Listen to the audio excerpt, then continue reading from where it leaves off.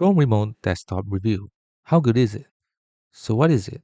Chrome Remote Desktop is Google's browser-based remote access tool.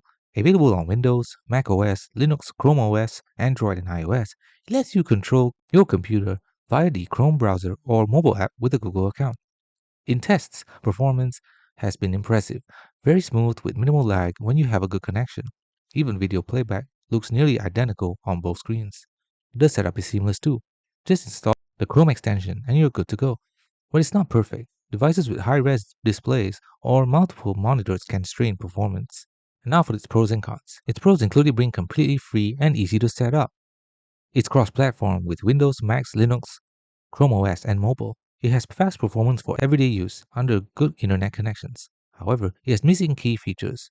No built-in file transfer, chat, remote printing, or rich session controls. Requires Google Chrome and a Google account. No support for other browsers.